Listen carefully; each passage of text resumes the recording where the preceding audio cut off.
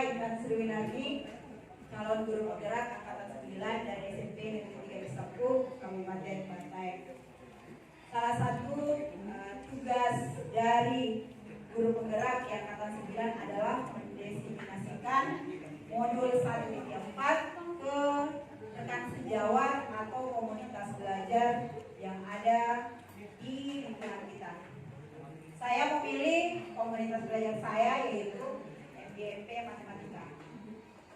Budaya positif ini salah satu yang harus didiseminasikan karena memang pengaruhnya sangat besar di lingkungan sekolah kita. Apa yang kita kerjakan yang berbau positif, yang berdampak ke siswa, saya kira sangat penting untuk kita lanjutkan. Seperti di saya yang paling muda itu adalah keteladanan dari seorang guru yang akan ditiru oleh para anak didik.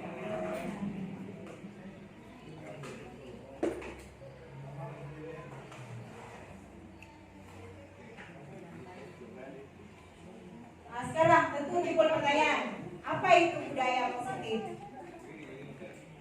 Budaya positif khususnya di sekolah yaitu nilai dan kebiasaan di sekolah yang berpihak pada murid. Jadi ini yang paling penting, semua kita yang melakukan harus berorientasi ke murid agar mereka dapat berkembang menjadi pribadi yang kritis, penuh hormat dan bertanggung jawab sesuai dengan profil pelajar Pancasila. Jadi semua karakter di profil pelajar Pancasila sangat diharapkan tumbuh dan berkembang pada siswa kita. Kita masih ingat ada berapa? Ada 6 profil Pancasila. Ada yang 3 untuk dikembangkan di masyarakat, ada 3 yang untuk pribadi. Supaya kita gampang ingat. Yang dikembangkan untuk pribadi siswa adalah mandiri, kritis dan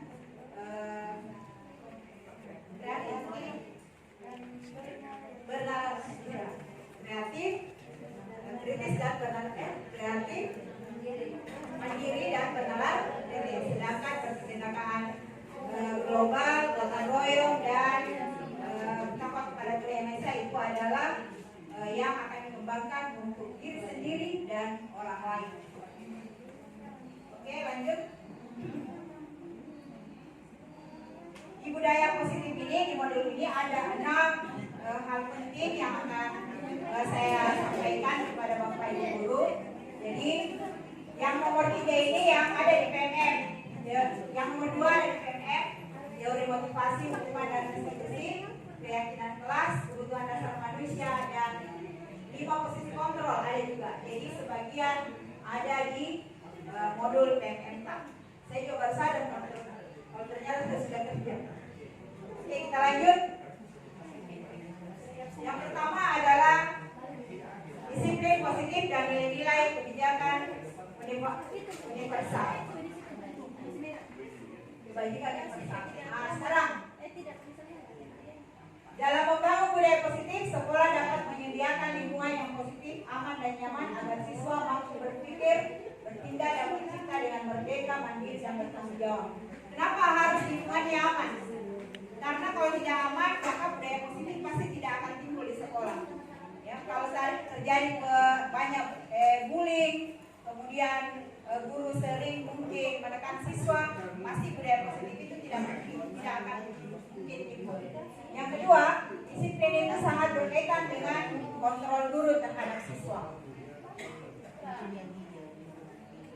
Nah, sekarang saya silakan baca di atas Bapak Ibu, kita akan bermain sebentar.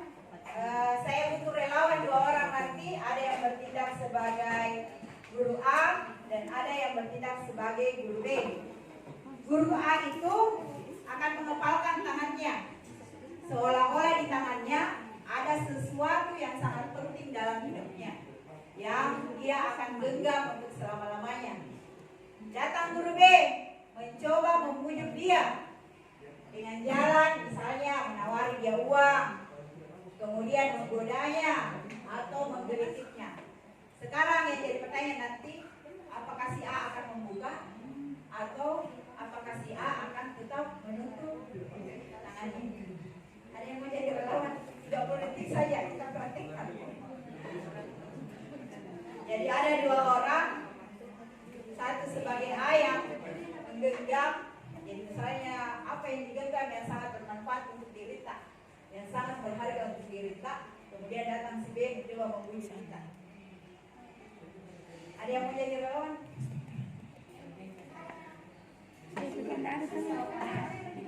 Jadi si B ini tugasnya membujuk dia. Apalagi kalau ada yang uang 100.000 mungkin siapa tahu mau bukan tak. Bina mungkin nih. Ya, ya, oke Pak Udin. Oke Pak Udin. Kita sebagai orang A atau orang B, Pak? Apa yang kita memujuk, Pak Has atau Pak Udin? Oh, Pak Has yang memujuk. Oke. Merah dong. Kita atau B? Saya apa itu? Apa Udin? Ya, kita lihat gambar. Kita lihat kemampuan Pak Has untuk memujuk Pak Udin. Ya, saya Pak Has.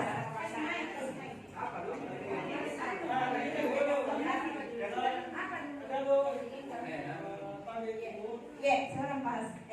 Seorang itu apa yang dia genggam dulu? Sesuatu yang sangat penting dalam hidupnya. Si B ini bisa membujuknya. Sesuatu yang sangat penting dalam hidupnya. Kemudian Mas mau, jadi tidak dibatasi mau Mas Mantan. Yang penting bukan istrinya Pak Udin agak bukan dia gambar perasaan sama saya. Iya, jadi ada sesuatu yang sangat penting. Pokoknya penting lah Pak Hasid. Ini teman saya atau pacar saya?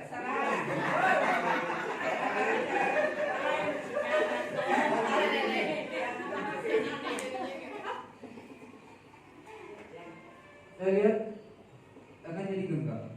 Boleh saya lihat?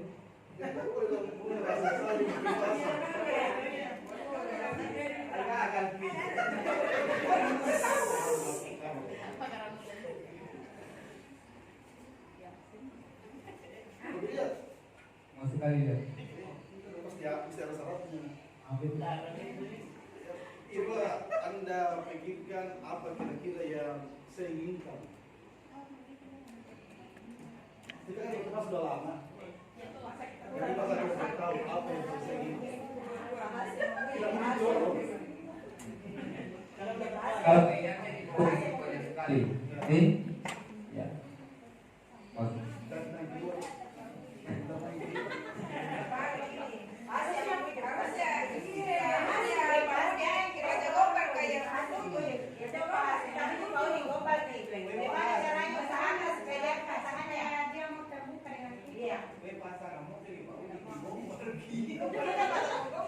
Kalau lah mau gombal-gombal kayak ini, apa namanya?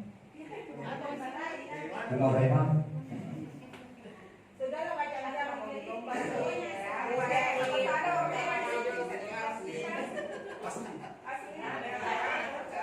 Kita bilang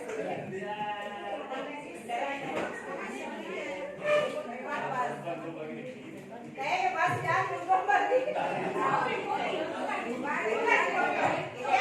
Oke, tertutup di saya kalau orang teman-teman bilang nih. Kalau perempuan ya tiba sekali. Saya boleh, saya jadi ini yang saya. Coba berganti.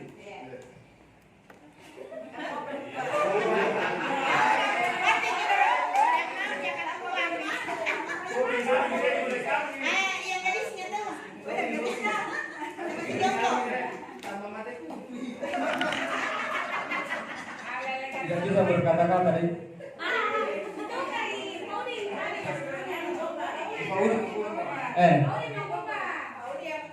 Saya kalau menggombal siswa menggombal biasa.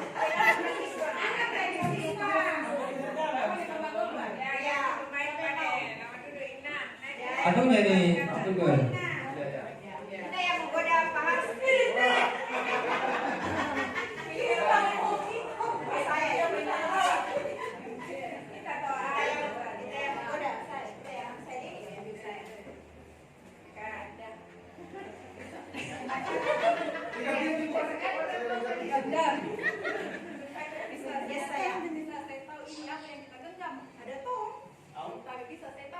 Coba saya minta di atas.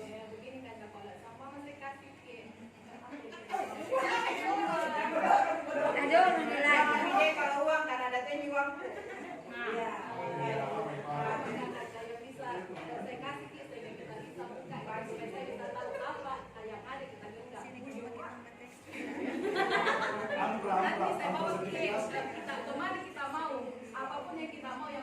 kasih tahu apa yang ada di dalam genggaman tak. Jadi kalau apa yang saya mau ya ada semua di sama saya. Iya makanya berbalik. Mereka sudah. Oke. Kalau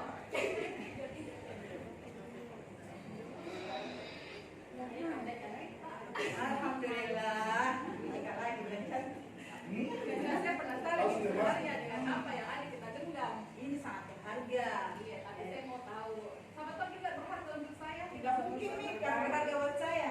Masih nggak tahu apa gambarannya sehingga saya bisa tahu apa ini karena saya penasaran. Makanya saya tanya ke apa yang saya lakukan sehingga bisa kita kasih kak ini yang ada di dalam. Coba media semua usaha. Siapa tahu berubah pikiran ada tengah jalan. Begini karena saya sedang mikir bukan si Kiwan tidak mau ki semuanya juga jalan-jalan Yang lain. saya juga mau bagi cantik juga ada bisa Berarti tidak terbuka dong. jadi apa yang harus saya lakukan ini enggak dia Ayo kita Oke, tepuk tangan dulu tahun. Oke, makasih. Jadi di sini ketika seseorang tidak membuka genggamannya ataupun membuka genggamannya, posisi kontrolnya ada di mana? Kontrolnya ada di mana, Bapak? Ibu? Ya, kontrolnya ada pada yang menggenggam, ada yang pada yang membuka. Mungkin dia tidak buka karena dia sudah yakin bahwa apa yang saya genggam itu adalah hak milik saya, yang tidak mungkin dibagi. Tapi ketika dia membukanya, misalnya Ibu Ina kasih saya uang, dan dia membukanya, bisa jadi ada nilai yang dia mau peroleh, ya. Bisa jadi karena hari itu dia kekurangan uang, jadi dia membuka tangannya karena Ibu Ina memberikan uang untuk membujuknya. Jadi intinya bahwa semua apa yang kita lakukan itu kontrolnya ada pada diri kita masing-masing. Jadi sebentar kita akan lihat bagaimana siswa itu dan bagaimana seorang guru mengontrol dirinya, apakah dia akan ikut ke kita atau dia tetap mempertahankan apa yang mereka pegang teguh seperti itu. Nah kemudian, ini dia miskonsepsi yang sering guru lakukan. Yang pertama adalah kadang guru selalu merasa bisa mengontrol murid. Misalnya dia mengontrol dengan bujukan, ya. Bisa saja waktu itu dia mau, tapi dia merasa terpaksa. Tapi setelah itu bisa jadi dia akan mengulanginya lagi karena kontrolnya ada di gurunya, bukan di siswanya. Padahal kita bilang ya alhamdulillah, nah ikuti mah.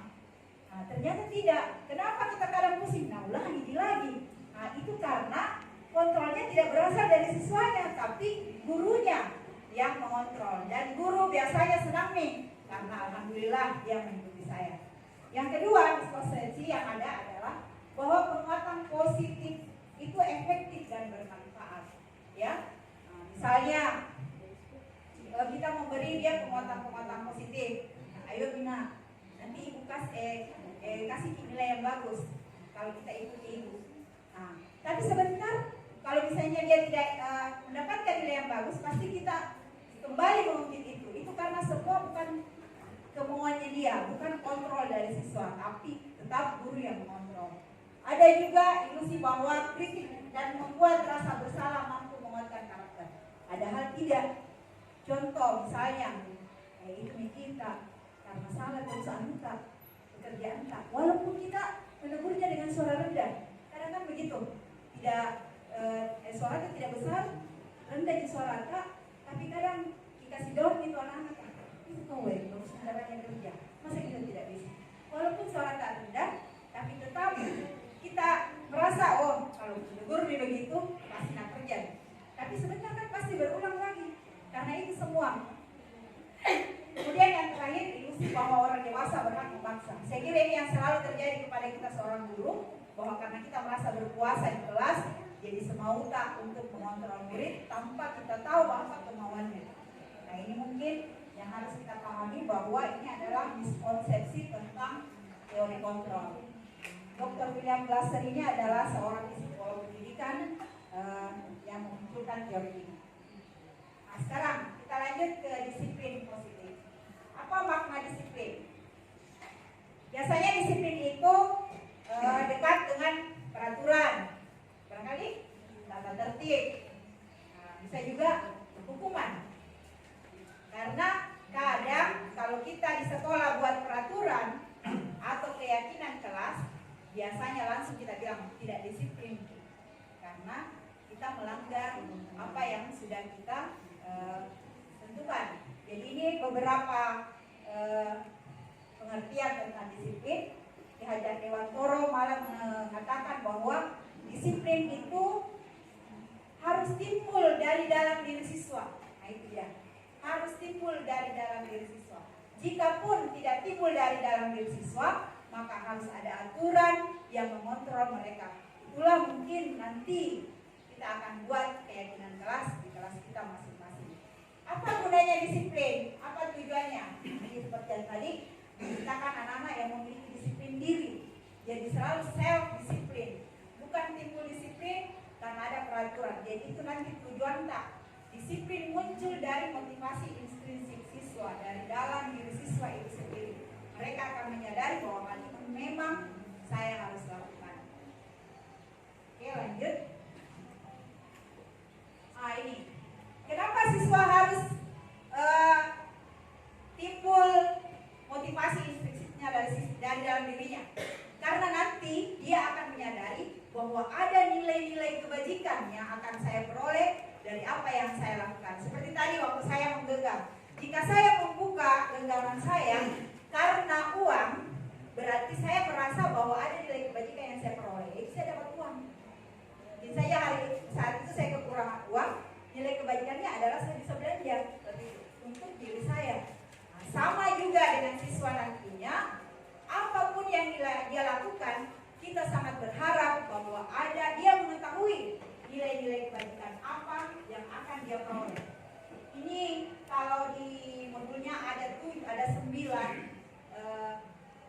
yayasan atau organisasi yang mengeluarkan nilai-nilai disiplin yang sudah disepakati terlepas dari suku, bangsa, agama maupun latar belakang. Kalau kita di dunia pendidikan, kita mengenal nilai-nilai kebajikan itu dari profil pelajar Pancasila. Itu yang kita yakini untuk kita yang ada di dunia pendidikan. Lanjut. Ya, silakan.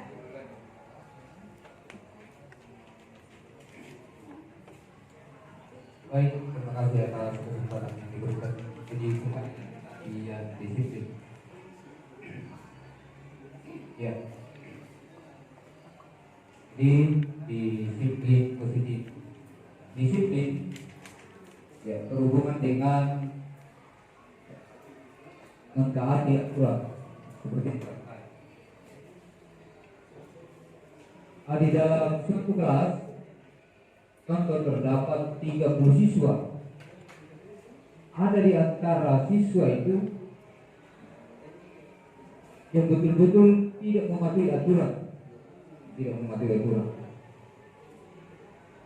Di sini tadi dikatakan bahwa mau ditegur yang sampai anak merasa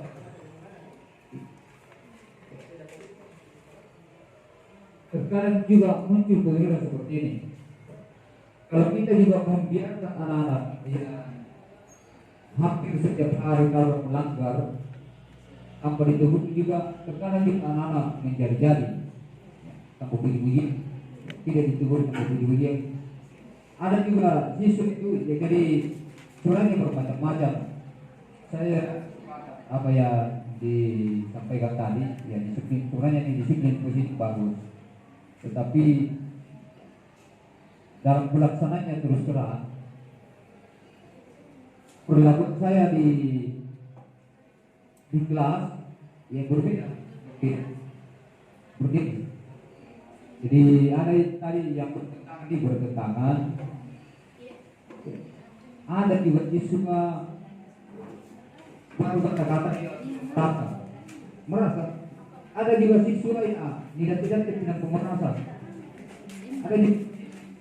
ada juga biasa ini juga Apakah kalau ada orang yang ceramah terus kita juga tersinggung, apakah ini termasuk juga atau bagaimana? Ini juga karena penceramah juga kan seperti itu. Terkadang juga apa yang disampaikan kita juga biasa merasa kita tahu aja orang kan seperti itu. Jadi bagaimana menangani ini pertanyaan satu saja, anak-anak yang betul-betul ada juga anak yang betul-betul tidak tahu diri, nyarap yang strong mental menterinya selengir. Saya kira seperti itu. Oke, makasih Pak Hasanuddin. Sebenarnya inti dari apa yang saya diseminasikan hari ini adalah ada pada pertanyaan Pak Hasanuddin. Tapi itu ada sebentar bagian yang bahas. Kalau saya jawab sekarang kurang seru. Jadi akan ada. Jadi setelah kami mengikuti modul ini, saya kira untuk teman-teman CGP akan langsung bilang, oh ternyata begini Pak yang caranya untuk menanggulangi siswa yang seperti yang dikatakan oleh Pak Has. Sabar Pak Has ya, akan ada langkah-langkah yang harus ditempuh oleh guru untuk apapun jenis masalahnya anak-anak. Itu yang saya tadi katakan. Selama dia tidak motivasi itu tidak berasal dari dalam dirinya, maka apapun petuah atau saran yang kita kasihkan itu tidak akan terlaksana dengan baik. Seperti yang Pak Hasan bilang, biar sudah dikasih tahu berulang lagi. Nah sekarang sebentar insya Allah kami akan memperkenalkan apa yang harus Bapak Ibu lakukan. Saya lanjut dulu Mas ya. Oke.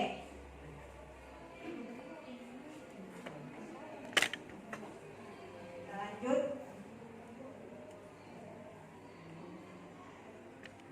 Tadi ada hukuman, konsekuensi, dan restitusi.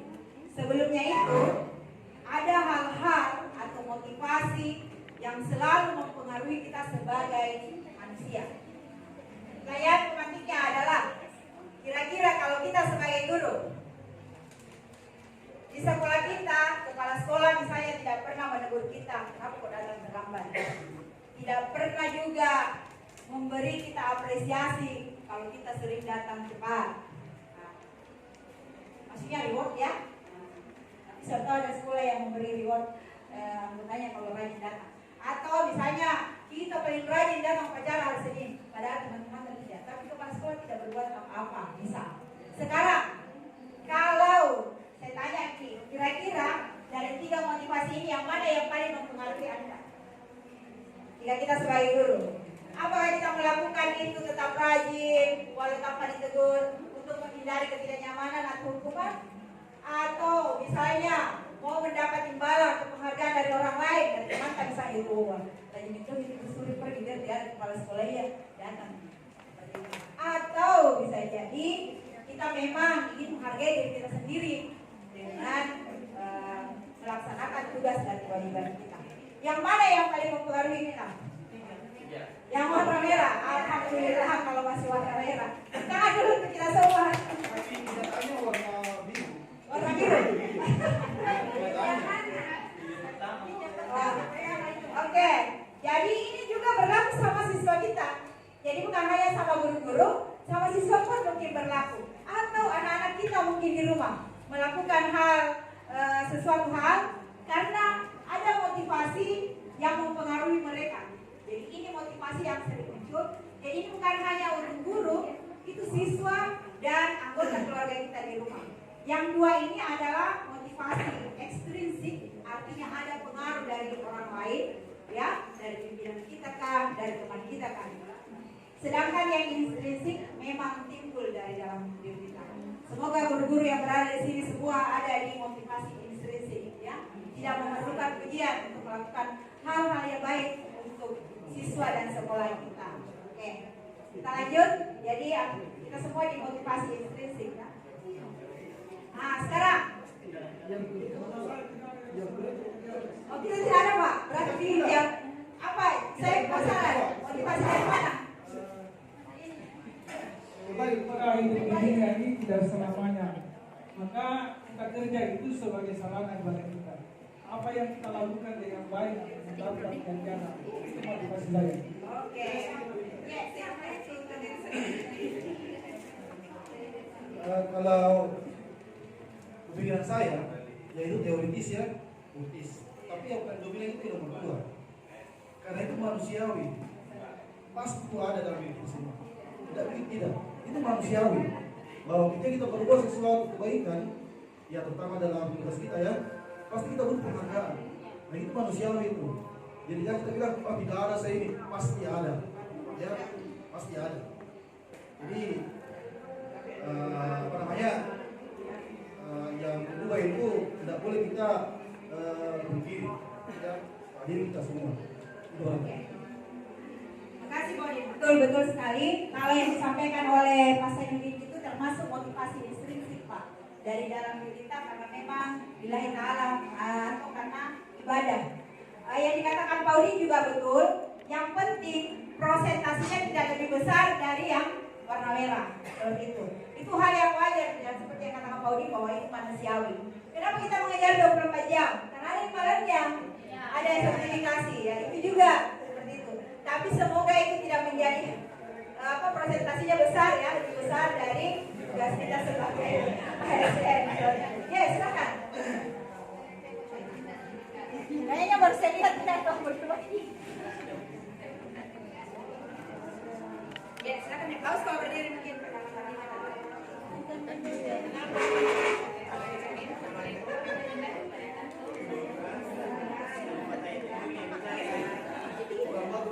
Saya dari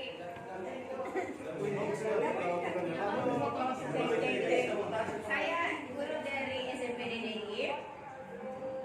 Ketiga-tiganya di atas saya tidak termasuk. Kenapa? Pertama, saya hadir di sekolah itu betul-betul sesuai dengan jam saya untuk menunaikan. Kalau saya tidak masuk, saya tidak pernah isi absen. Saya tidak membutuhkan pengakuan juga. Ada di situ ya. Penghargaan di luar saya banyak penghargaan. Saya tidak butuh penghargaan di sekolah. Terima kasih.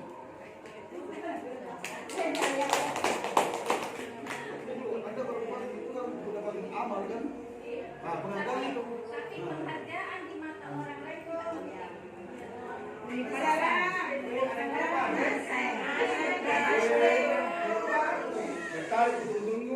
Oke. Jadi mungkin begini adek ya. Oke. Jadi mungkin begini. Bahasanya di mungkin yang beda. Kalau saya simak dari pernyataannya, ada esensinya, ada implikasinya. Tapi mungkin bahasanya kita melaksanakan sesuai dengan kewajiban kita karena kita mau menjadi orang memang yang menghargai diri kita. Kita melaksanakan tugas berarti kan kita menghargai diri kita, ya kan? Seperti itu. Ya intrinsik. Kenapa kita datang ke sekolah? Itu karena intrinsik, bukan karena ekstrinsik. Apalagi kita bilang tadi tidak mau jadi penghargaan, berarti itu timbul dari dalam diri kita sendiri. Bahasanya yang beda. Oke, kita akan lanjut. Oke, sekarang di dunia sekolah kita, di sekolah kita, ya, kalau kita bikin peraturan, biasanya yang kita laksanakan adalah hukuman dan konsekuensi. Tapi selama ini, kalau guru-guruku dulu waktu saya sekolah, biasanya hukuman. Hukuman itu bersifat satu arah. Pokoknya kalau kau bersalah, saya yang putuskan. Itu hukuman bersifat satu arah. Jadi biasanya cenderung merugikan siswa. Mau siswa senang, tidak senang, yang penting saya kasih ke hukuman. Itu kalau hukuman. Kalau konsekuensi, misal ya, konsekuensi itu dia setuju, tapi dia merasa terpaksa. Ya, misalnya, Eko yang bersalah, nah maka Eko yang minta maaf. Walaupun di dalam diri itu masih yang salah, tapi karena guru sudah memutuskan bahwa dia yang salah, konsekuensinya kamu harus minta maaf. Itu penilaian dari gurunya, bukan dari pendapatnya dia. Konsekuensi. Nah sekarang di disiplin positif kita perkenalkan hal yang baru. Ini dia bahas. Ini dia yang baru dalam menyelesaikan peraturan atau keyakinan kelas yang dilanggar oleh siswa kita, yaitu restitusi. Restitusi itu mengajak siswa mengobrol. Ya, jadi gambar umumnya mengajak siswa mengobrol. Kemudian kita tanya dia, sebentar ada langkah-langkahnya akan menjelaskan, ada langkah-langkahnya. Di ujungnya nanti dia sendiri yang akan menghasilkan menghasilkan sebuah solusi. Jadi bukan kita yang kasih dia solusi. Selama ini restitusi itu sudah kita laksanakan, tapi ujungnya yang tidak nampak restitusi. Tetap kadang hukuman atau konsekuensi berasal dari guru. Kan pasti kita tanya, apa begini-begini? Itu langkah-langkah restitusi itu. Apa alasan karena itu juga langkah-langkah restitusi. Nah, jadi di budaya positif diperkenalkan satu langkah yang sebaiknya ditempuh oleh guru, yaitu restitusi. Nanti kita lihat. Nah, sekarang ini perbedaan antara hukuman, konsekuensi, dan restitusi. Contohnya, kalau hukuman sesuatu yang menyakitkan yang harus terjadi, sedangkan konsekuensi harus terjadi, dan pada restitusi dia merupakan pilihan. Jadi dia sendiri yang memilih nanti apa yang dia mau lakukan untuk menyelesaikan masalahnya. Saya kira nanti saya akan kirim filenya di grup, Bapak Ibu bisa lihat nanti sambil membacanya. Nah, sekarang ini saya mengajak Bapak Ibu guru untuk menentukan apakah yang di sebelah kiri ini hukuman atau konsekuensi. Jadi perlu kita sadari bahwa hukuman itu satu arah, konsekuensi itu sesuai dengan perbuatannya, dan kita memberikan sesuatu sesuai dengan perbuatannya, jadi tidak berlawanan arah. Contoh yang pertama, ada yang mau menjawab? Mencatat 100 kali di dalam kalimat saya tidak akan terlambat lagi karena terlambat sekolah. Apakah itu hukuman atau konsekuensi? Ya, hukuman. Tidak ada hubungannya sekolah dengan mencatat 100 kali. Jadi semoga kita tidak melakukannya. Kalau melakukannya di hal-hal dulu berarti itu adalah kegelapan. Semoga tidak diulang lagi. Oke.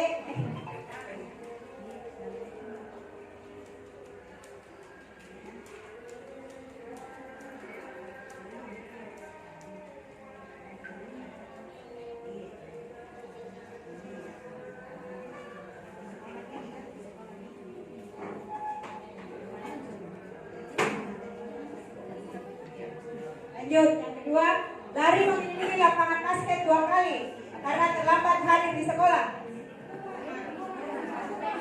Hukuman, ada yang lain? Lari mengelilingi lapangan basket 2 kali karena terlambat hadir di sekolah. Ya, ini hukuman ya. Kecuali kalau di pelajaran olahraga, nah, bisa jadi dia menjadi konsekuensi. Tapi kalau bukan di pelajaran olahraga, berarti itu hukuman seperti itu. Oke, membersihkan coretan yang dibuatnya di meja tulis. Ya, konsekuensi kok yang bikin bersihkan beban seperti ini ya. Ini sebenarnya bisa sebagai konsekuensi. Murid diminta untuk push up 15 kali karena tidak menggunakan masker di sekolah.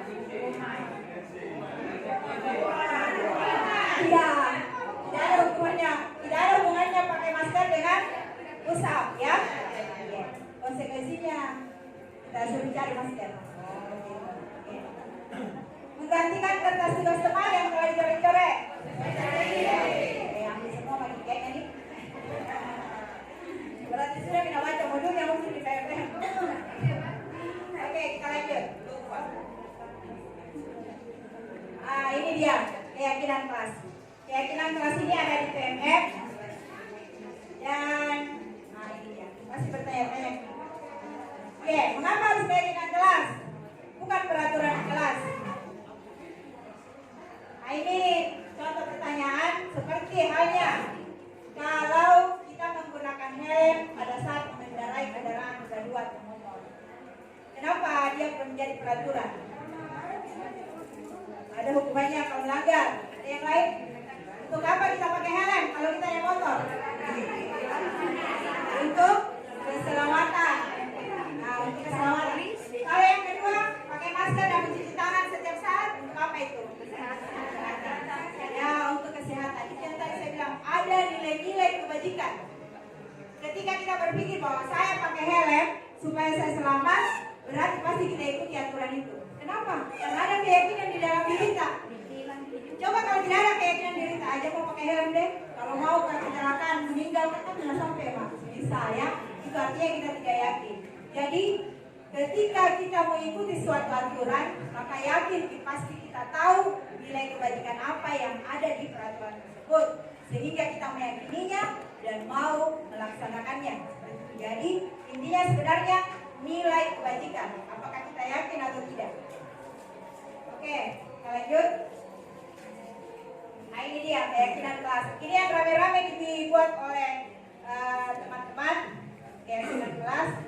Keyakinan kelas itu disepakati bersama. Bukan guru yang menentukan dilarang buang sampah sembarangan, dilarang terlambat masuk kelas. Nah itu peraturan. Tapi kalau keyakinan ada terjadi atau terbentuk karena komunikasi antara guru dengan siswa. Nah ini juga. Ini yang saya katakan bahwa keyakinan itu harus timbul dari dalam diri kita.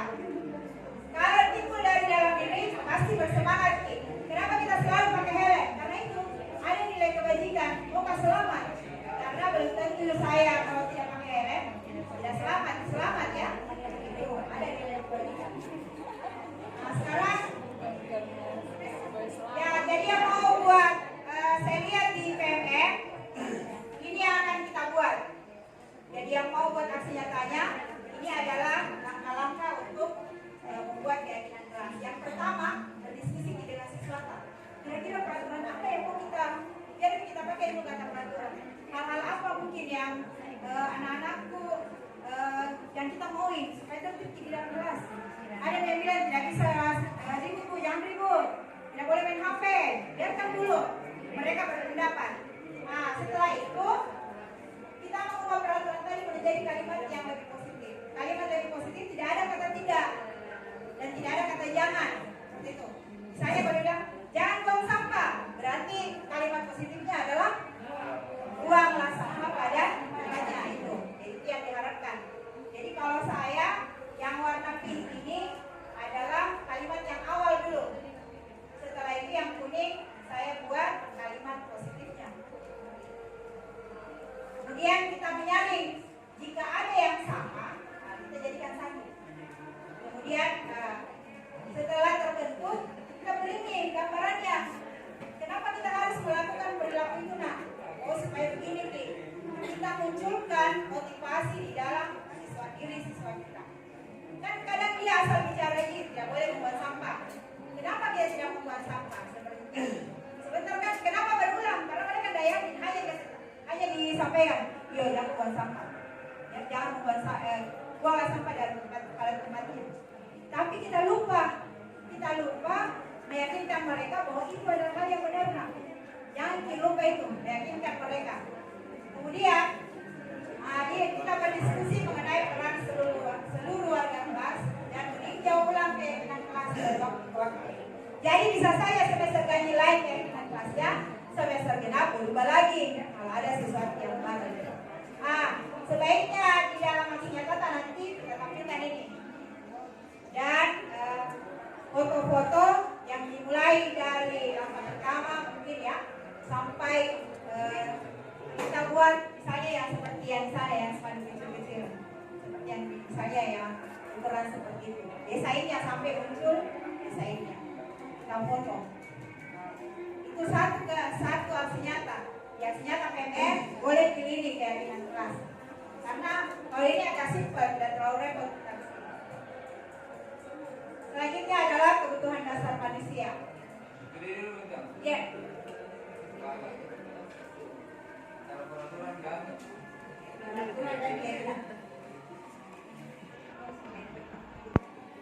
Baik. Ini berbicara masalah peraturan dan keyakinan.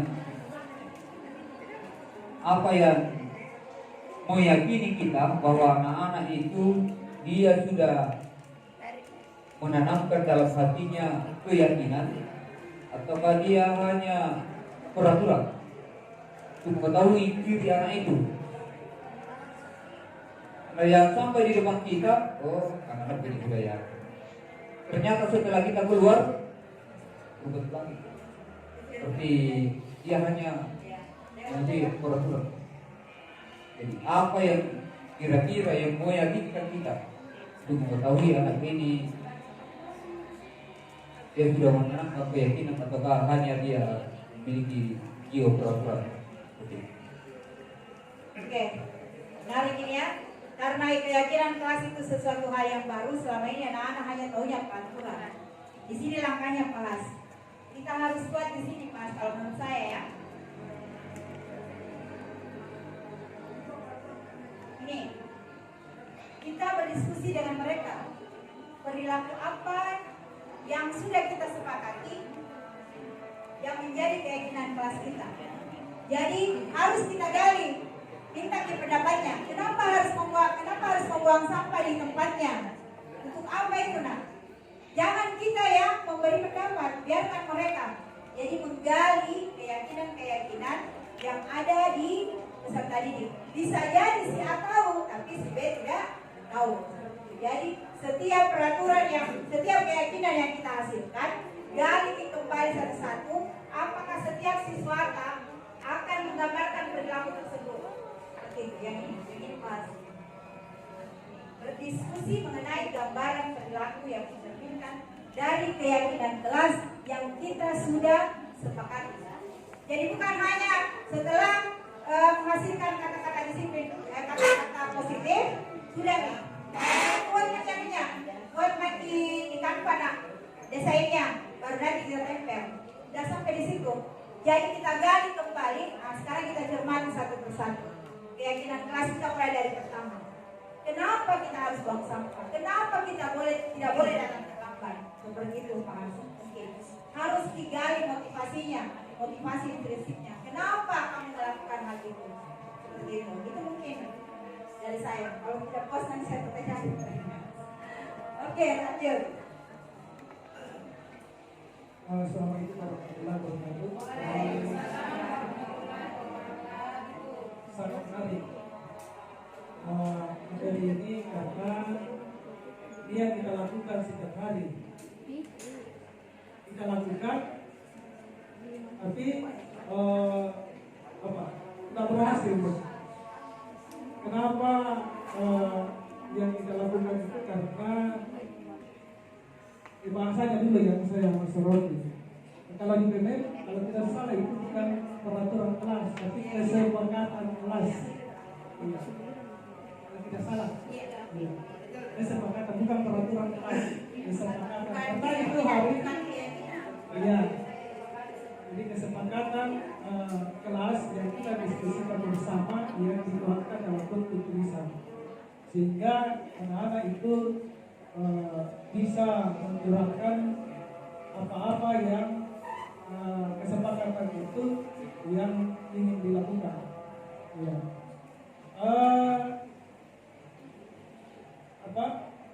Kalau dulu itu di tahun-tahun 90-an yang sudah jadi guru sekarang, untuk menenangkan itu kan kita bawa untuk.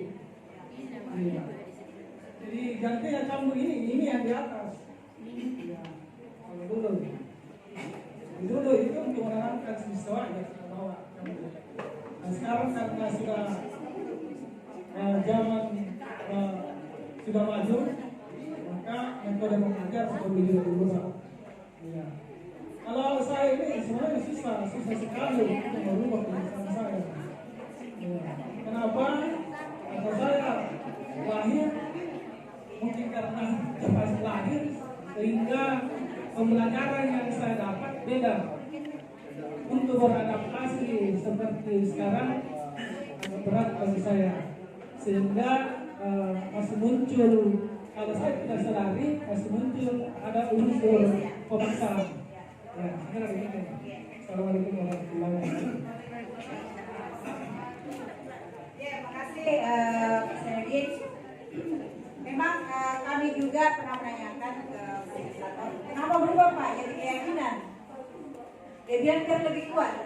Karena kesepakatan itu kalau tidak diyakini belum tentu siswa mau melaksanakan.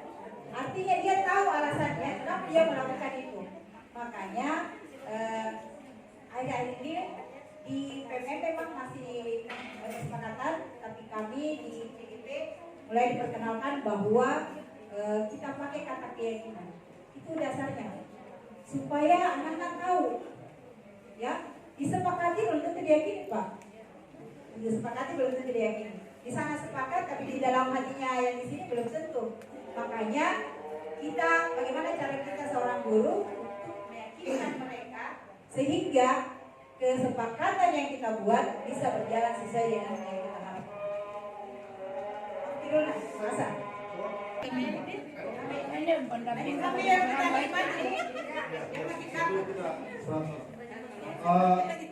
Saya ingin sedikit berikan pemikiran bahwa keyakinan kelas itu adalah suatu konsep, ya, suatu konsep untuk yang membentuklah karakter manusia. Dan itu bagus. Mungkin dari kajian beberapa ahli, tapi tidak mesti kita nafikan konsep-konsep yang lain. Misalnya peraturan-peraturan, tidak bisa peraturan itu tergantikan oleh keyakinan. Selain tidak boleh atau tidak bisa peraturan itu digantikan oleh keyakinan. Karena ada saja siswa kita mau peraturan. Karena dia kan heterogen. Ya, contoh ya dari ini. Dalam Al-Quran ada larangan makan batu, ya, ada larangan dalam batu. Itu peraturan, ya, tidak pernah terhapus. Adanya keyakinan bahwa saya tidak hapus itu. Babi itu mengandung virus ini. Itu keyakinan kan? Babi mengandung virus, ya. Peraturan tetap jalan. Peraturan tetap ada. Babi Arab, ini. Itu peraturan, tidak boleh hilang. Jadi ini sebuah konsep juga, ya. Jadi kira-kira itu tidak boleh, tidak bisa kita katakan menggantikan yang lain-lain. Apalagi tadi Pak kita bahwa dulu kita mencabut siswa digantikan oleh keyakinan, dia tidak, ya, tetap jalan hukuman fisik, tetap ada, ya. Ini kan perbuatan HAM ini kan. Hukuman cambuk, hukuman fisik itu, ya, ada satu konsep dari Rasulullah, ya.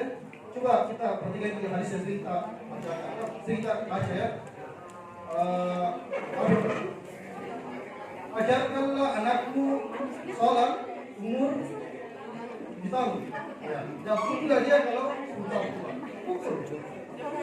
Jadi tidak boleh kita hilangkan hukuman fisik. Ya, tetap ada. Karena ada beberapa orang, ada beberapa karakter manusia memang harus dikerasi. Ya, bisa segala. Tapi kalau kata saya ini juga bagus. Bahkan kalau ternyata jalan tidak baik, bagus sekali. Tapi tidak bisa kita lakukan atau terbaik.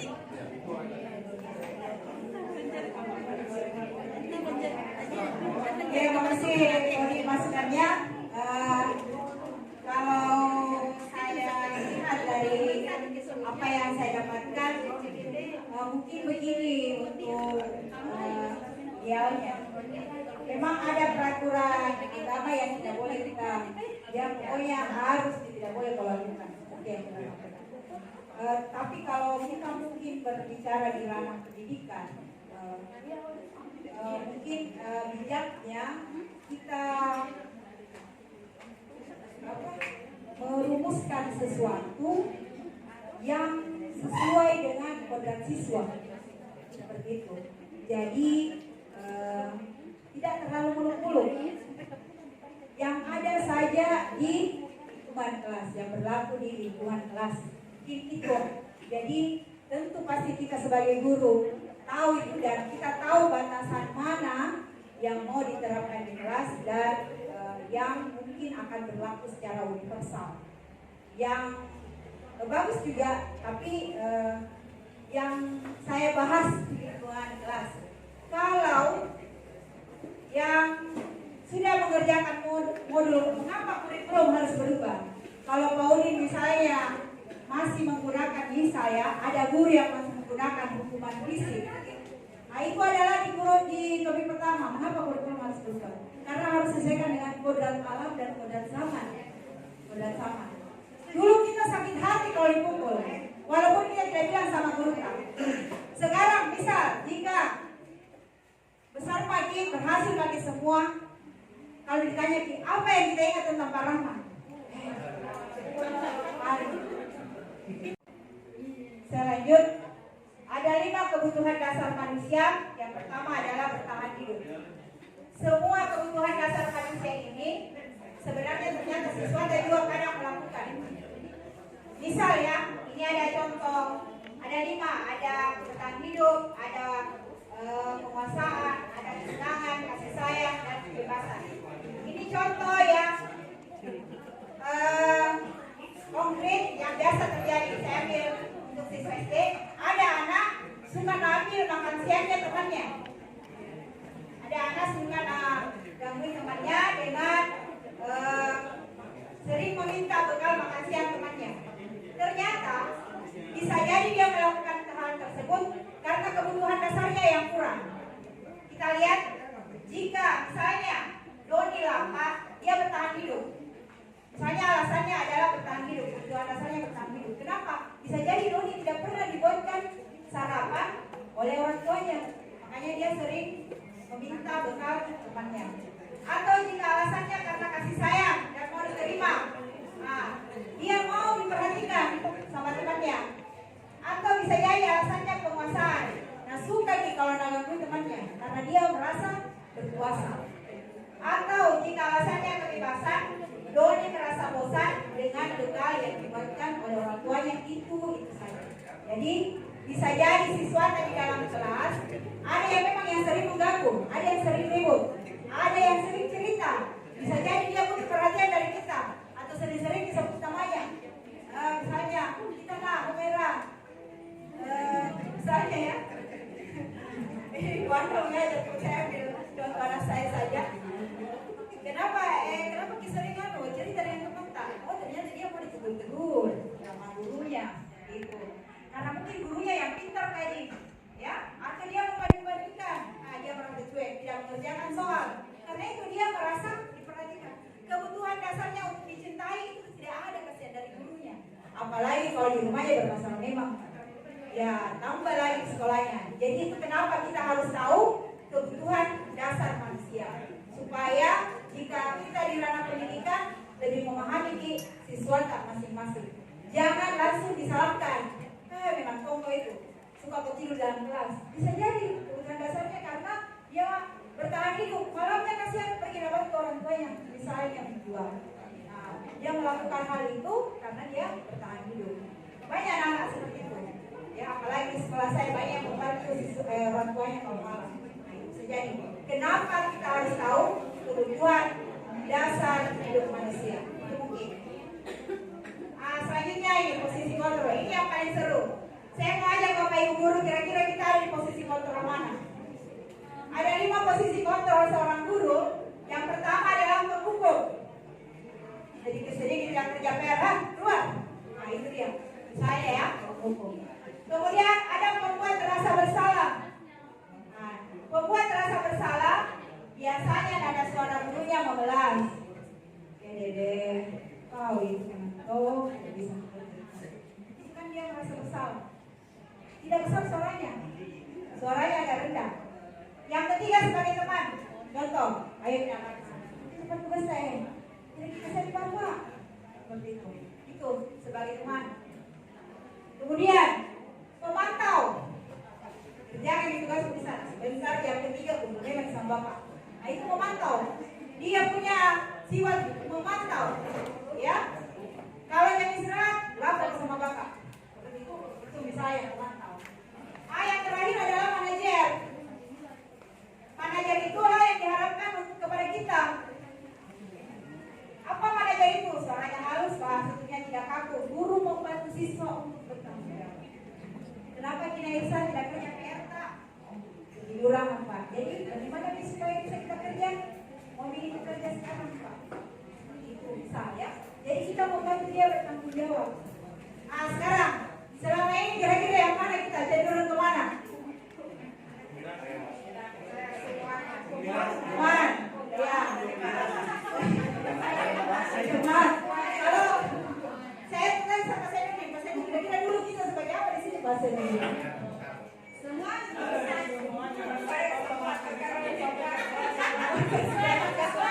Berhubung itu Pak, berhubung, ya.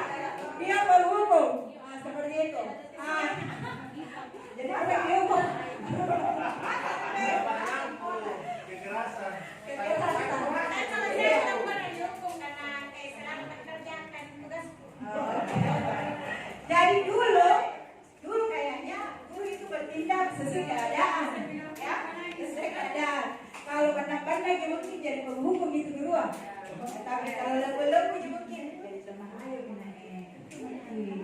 biasa begitu nih. Nah, saya terus terang condong di teman dengan pemantau ya. Kalau saya dulu teman dan pemantau. Memang kok sebentar itu tunggu kok 3 Nah itu pemantau itu. Kalau saya terus terang. Kadang-kadang kita memang ditutup. Bintang dulu cenderung di mana? Kita yang itu bisa tutup. Bintang dulu cenderung ke mana? Saya jangan Pak, teman dengan pemantau. Nah, jadi sekarang sudah kira-kira masih mau dilakukan. Nah, dalam hal-hal tertentu mungkin bisa jadi kita tidak apa menerapkan itu, tapi jangan dominan. Jadi kita dituntut menjadi manajer. Bagaimana sesuatu kita bisa bertanggung jawab dengan dirinya sendiri seperti itu. Nah ini, ya. Ini sebenarnya banyak kasusnya. Ya cuma karena waktu saya tidak tampilkan banyak kasus. Nah ini nih, kira-kira saya kecewa sekali dengan kamu. Kira-kira dia di posisi kontrol mana? Saya kecewa sekali dengan kamu. Ya, berbuat merasa bersalah. Nah, langsung dijawab siswanya maaf ya. Yang kedua, kamu tidak pernah benar melakukannya. Pertama, hukuman. Ayolah, lakukan dari saya. Ya, tadi saya jodohkan sama ayo kena dia kan ini. Nanti bapak itu sama kepala sekolah bisa ya. Apakah kamu mau mendapatkan stiker bintang hari ini? Apa kira-kira? Apa kira-kira? Yang mana kira-kira? Apakah kau mau mendapat stiker hari ini? Nah, yang mana kira-kira? Pemantau, ya. Contoh di SD ya, ternyata itu keliru. Di SD itu selalu kasih bintang. Iya. Kan tiap hari pasti guru yang mantau tuh. Siapa yang kasih tempat ini? Oh, dan lagi bintang. 1 bintang nah, itu kan pemantau. Dia memantau. Sebenarnya itu sesuatu yang keliru. Sesuatu yang keliru ternyata. Saya juga baru tahu kalau ternyata itu sesuatu yang keliru. Memberi penghargaan kepada siswa itu kan sama memberi bintang. Ternyata itu juga sesuatu yang keliru. Kenapa? Karena peristiwa sementara. Motivasinya dari luar, bukan dari dalam diri siswa. Oh saya mau karena sebenarnya tahu guru dan saya paling rajin datang ke sekolah. Ya, gitu ya.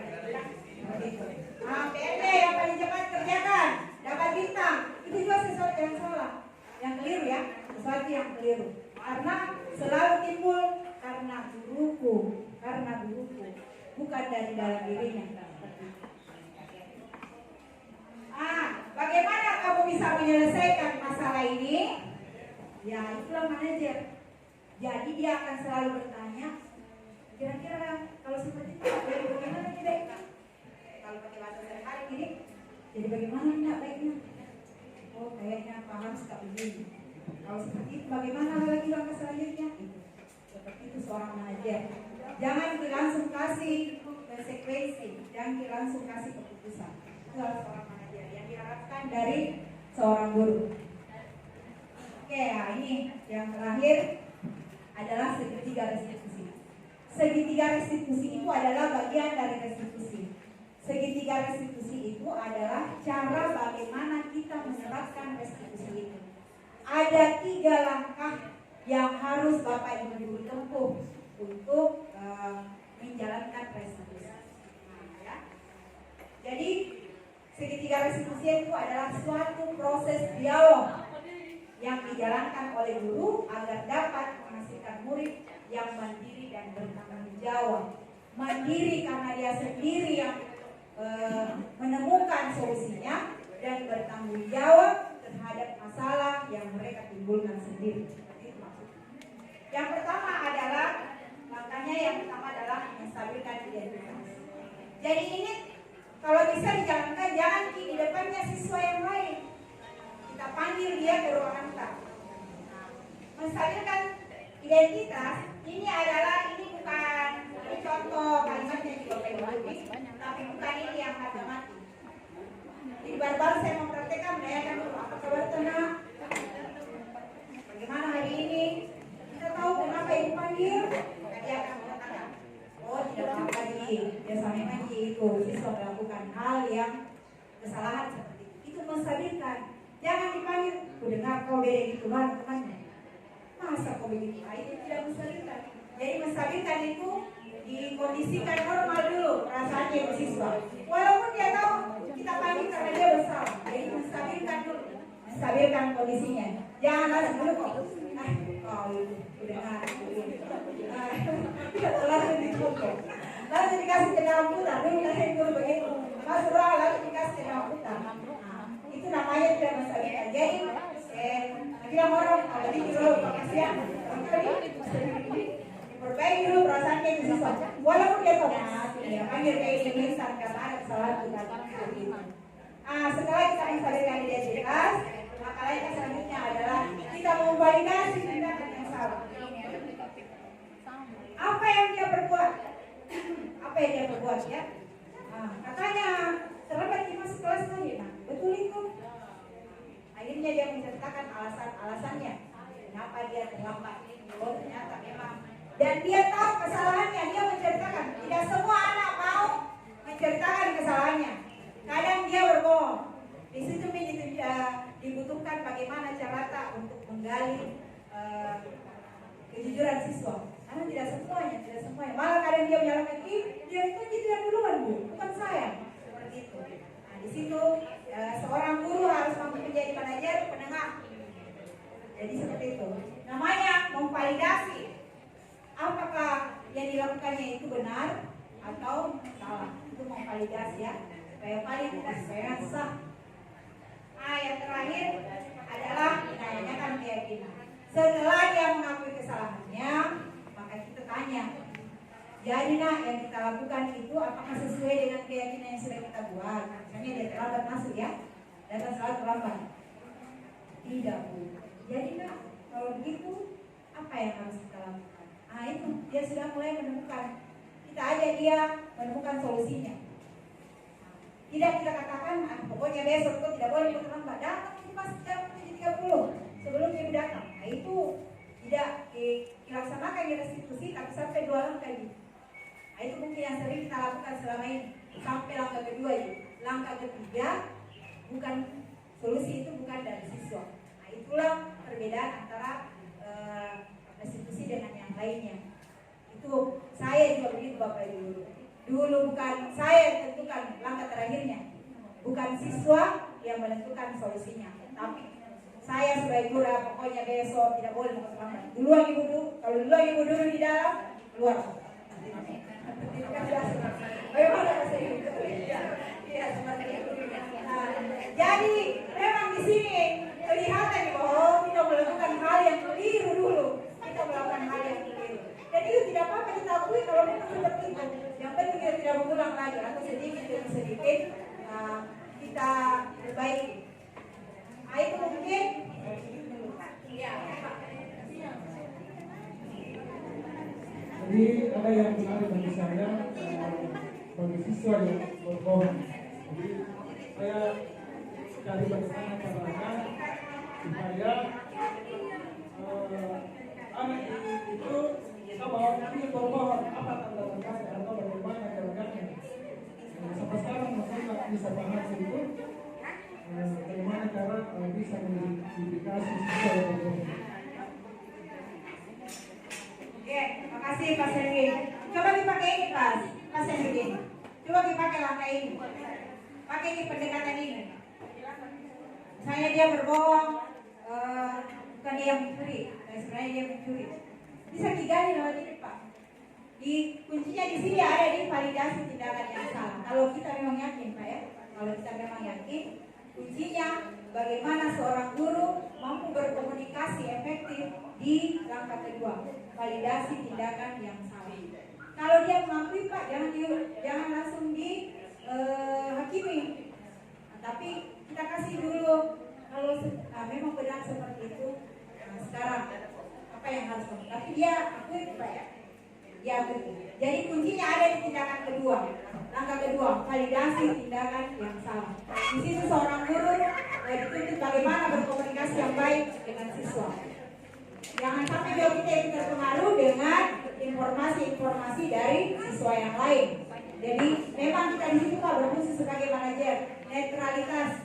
Jadi gali di langkah kedua. validasi tindakan yang salah. Itu mungkin. Kalau yang PPMF, kayaknya ini yang dibutuhkan. Bikin skenario, cuma ini tidak lengkap percakapannya. Jadi ini contoh skenario yang sederhana. Ini yang dibutuhkan di PMF buat kasus, kasus yang sering terjadi di siswa. Kemudian untuk saya ya, ini sering sekali terjadi. Saya paling marah kalau kelasnya yang jam sini mengajar, dan siswa yang masih di luar main bola. Makanya saya ambil ini, dan memang terjadi di saya juga. Seperti itu.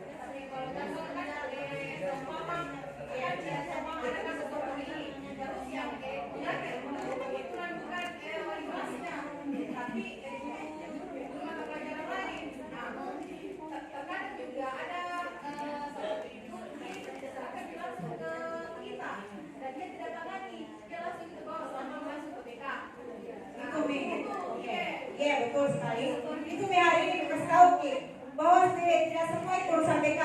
Maka nih BK ya kasihan. Ya, kadang itu ada memang sebagian wali kelas atau guru mata pelajaran karena merasa bukan tanggung jawabnya, maka dia tidak laksanakan. Sekarang sudah begitu sampaikan, maka kita yang bertanggung jawab pada institusi anak tersebut. Ya maka ditunggu karena terjadi di kelas ya seperti itu. Jadi dapat ditunggu. Kalau dia berubah, alhamdulillah berarti berhasil di institusi. Ya, dan bisa jadi akan berulang, tapi tidak separah mungkin yang pertama kali dilakukan. Artinya ada yang dia tahu bahwa oh memang saya melanggar keyakinan kelas dan sudah disepakati. Jadi sekarang dengan adanya segitiga restitusi ini memungkinkan untuk setiap guru melaksanakannya. Jangan kami tunggu lagi wali kelas atau guru BK. Kalau guru BK ini sudah pasti tahu ini segitiga restitusi karena memang sudah jadi ilmunya. Itu dia. Nah ini andaikan kamu sini audionya laptop saya mungkin seperti ini ya. Jadi ini yang merupakan salah satu juga tugas TGP mengupload drama tentang segitiga restitusi. Jadi di sini ada percakapannya. Ada langkah menstabilkan identitas.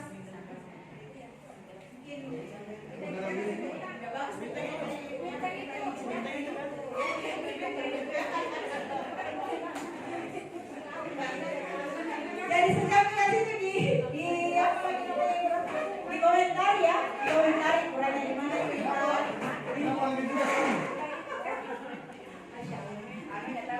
Oke, jadi ini contoh, ini satu kasus. Jadi nanti kalau di BMF dia mau ada skenario yang percakapannya kita buat. Oke, jadi bukan sekedar komentar seperti di foto menstabilkan pada saat di foto validasi pada yang sama.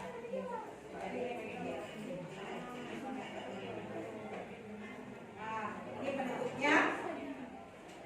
Ya tentunya disiplin positif dimulai dari gurunya dulu.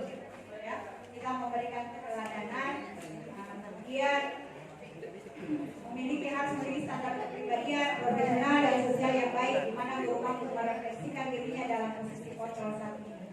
Nah itu karena tugas kita adalah sebagai amon yang menuntut, ya bukan menuntut. Ini juga Pak. Jangan menuntut, tapi menuntut untuk membawa siswa kita untuk berperilaku baik. Oke?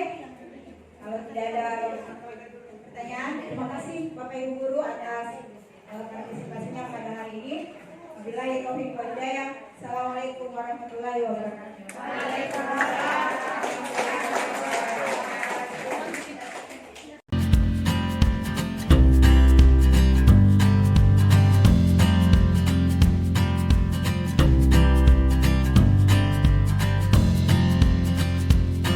Assalamualaikum warahmatullahi wabarakatuh. Perkenalkan, nama saya Triani Cinta Putri dari kelas 1D. Saya senang sekali dilibatkan dalam penyusunan keyakinan kelas.